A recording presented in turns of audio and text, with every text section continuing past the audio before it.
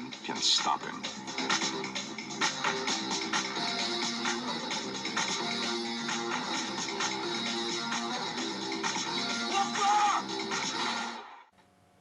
Hello everybody, welcome back to Screenstars. I'm here today doing you my review for the classic 1981 Sylvester Stallone action thriller, Nighthawks. The film is directed by Bruce Malmuth and Gary Nelson, and it stars, of course, Sylvester Stallone, Rutger Hauer, Billy D. Williams and Lindsay Wagner.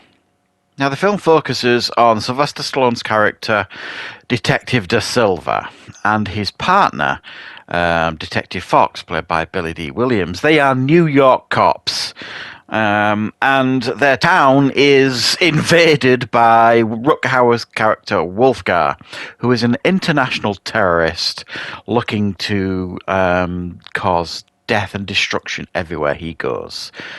Both Da Silva and Fox are assigned to like an anti-terrorist team, headed by a British intelligence expert. They are trained up on how to deal with Wolfgar and terrorists in general, and then this turns into a confrontation between both Wolfgar and Da Silva. Right. What are my thoughts on Nighthawks? Well, I think this is one of Sylvester Stallone's most overlooked films, I think, and probably one of his most underrated films.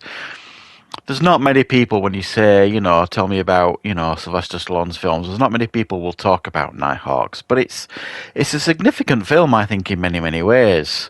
Well, now, this wasn't what you would describe as like a big hit or anything, but at the time when this came out, Stallone was desperately needing a hit movie because he'd obviously had the smash hit of Rocky, and then he had Rocky 2, and then he had quite a few bombs, and he needed a big hit, so there was a lot of pressure on Stallone going into this film.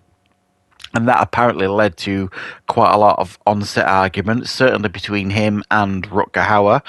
There were many, many reports of the two not getting on at all. Now, to some degree, you can understand this. Both strong personalities. Stallone under a lot of pressure to have a hit, and this was Rutger Hauer's first Western film, first American film. So he was obviously trying to make an impression. And also, you may or may not know this, during production, I think I'm right in saying that Rutger Hauer's mother and his best friend both died during production, so he had to pop home for the funerals before coming back, sort of thing. So he probably wasn't in the best headspace himself.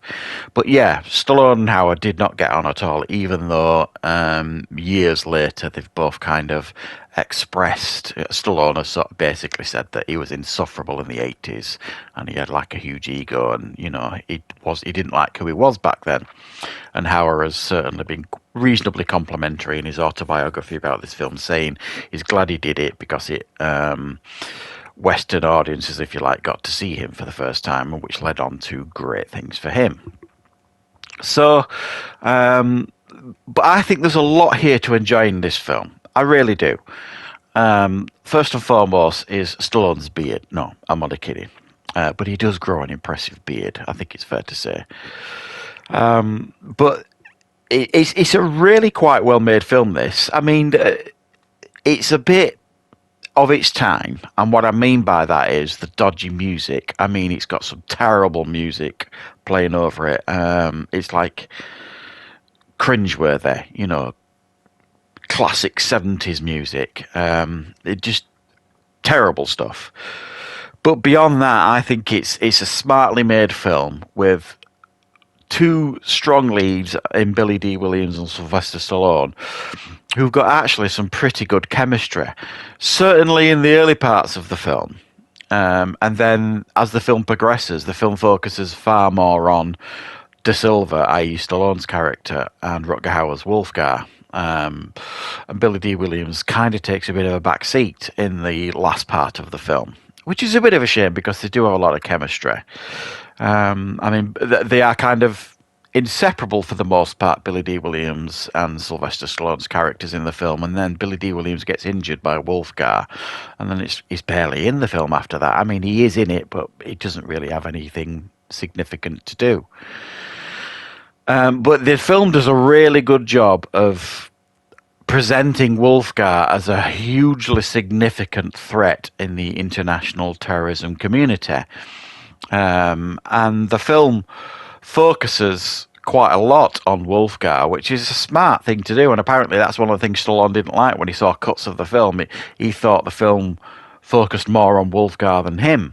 So he kind of insisted on scenes being cut and so on and so forth. So he got more prominence in the film, which is a shame because I thought the film was, even with the cuts and the deleted scenes and, you know, the involvement of Stallone, it still feels a fairly balanced film of like these two people of different sides of the law, kind of clashing heads, like, you know what I mean? And it does work really quite well.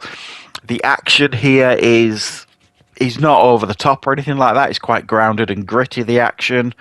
There's a really good chase scene where Stallone spots Wolfgar in a nightclub, and there's like a huge chase scene ensues, sort of thing, and I thought that was really good. The way they catch Wolfgar at the end is quite interesting, if predictable. I mean very predictable. And there's a huge clue earlier in the film as to how he's going to get Wolfgar. And I think the film does a pretty good job, I think, of giving a genuine threat and a genuine villain here in this film. And Rutger Hauer, I think, we all know is a brilliant villain.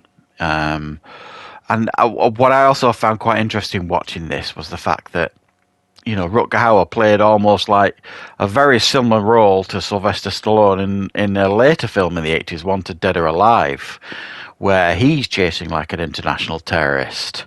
And the roles are very much reversed, which I actually, I'd never thought of before. And it's a long time since I've seen this film. But I remember watching it and thinking, yeah, this is almost like a reverse of Wanted Dead or Alive, apart from the fact that Wanted Dead or Alive is a bounty hunter, not a cop. And then there's Lindsay Wagner, bless her, who was quite a big star at the time.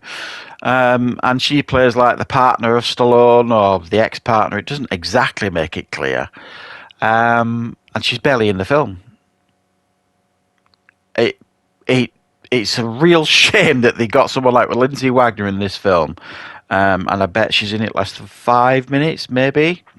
And she's supposed to have like a significant part at the end of the film. Spoilers, because Wolfgar's going after Stallone's partner, i.e. Lindsay Wagner. But you don't feel that connection, and you don't actually, you know, feel like, oh my God, he's going to get her. It just, there doesn't feel like there's any connection being made between the Stallone character and Lindsay Wagner's character. So while I do think this film has its flaws, and I think there are aspects of the film that haven't aged particularly well or strongly, I think it's a solid Stallone film, a solid action thriller, and fascinating in many ways. Like I say, it's an early film of Stallone's that not a lot of people still really talk about. It's the first Western film of Rutger Hauer, and obviously he went on to have a fantastic career. I mean, one of my favourite actors of all time, Rutger Hauer. And it is definitely worth checking out if you've never seen Nighthawks. Give it a watch. It's a bit of an oddity, but it is definitely worth checking out if you haven't seen it. So thank you very much for watching, guys. I will be back, of course, with plenty more reviews and content on the channel very, very soon.